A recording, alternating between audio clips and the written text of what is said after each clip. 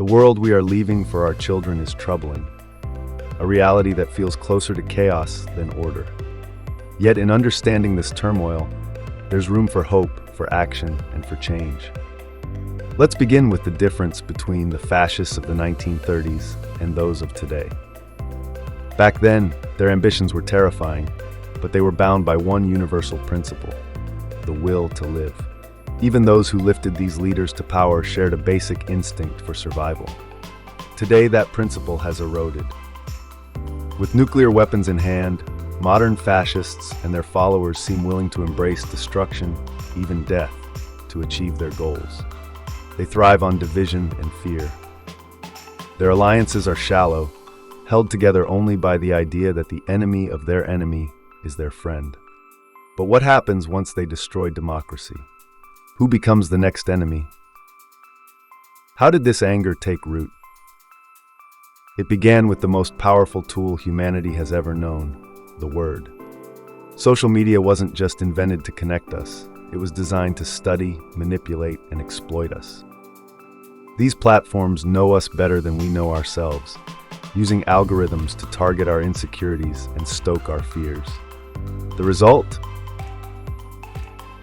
We've lost our sense of individuality, our souls tethered to a destructive way of life they crafted for us. The technology we create, robots, AI, might one day replace us entirely as human hybrids. But even they won't be safe. A digital virus could end the cycle altogether. Meanwhile, our attention is diverted.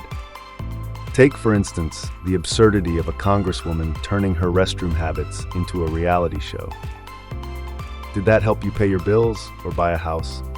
These distractions are a smokescreen, while powerful criminals dismantle the very institutions that protect us.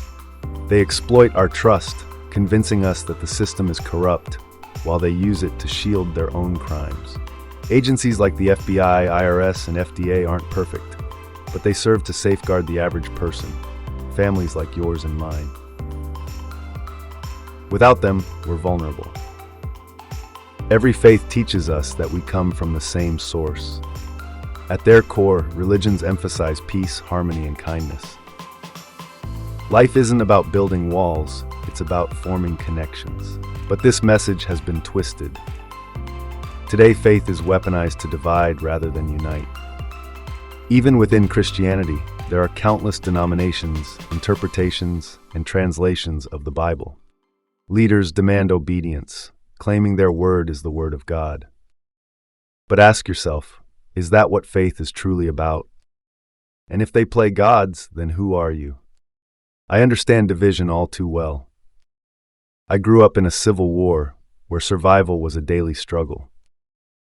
My childhood was filled with scarcity, counting rice grains for equal shares, cherishing a single notebook. Yet, even in those dark times, there were moments of innocence. I remember exchanging silent poems with a girl in school, our connection unspoken but deeply felt. That fragile joy was shattered the day my friend was killed by a sniper as we walked to meet her. Death was everywhere then, and all we could dream of was escape. For me, that dream was America. When I arrived, I found a country built on kindness. Strangers helped me get my driver's license, shared their Thanksgiving dinners, and sold me a car for what little I could afford. This was the America I came to love, a place where neighbors looked out for one another. But where has that spirit gone? A call for empathy. Give me your tired, your poor, your huddled masses yearning to breathe free. These words are etched into America's identity, but they feel increasingly distant. Today we face leaders who mock workers, fire them, dismantle protections, and laugh at those who trust them. They convince millions they are saviors while exploiting them for profit. This isn't the America I believed in. We need less greed, less division, and more empathy. More kindness. More open tables. Ultimately, life is about free will. If you believe in God, then you believe in the freedom to live and express yourself as you are. Jesus himself taught compassion and humility, not judgment or exclusion.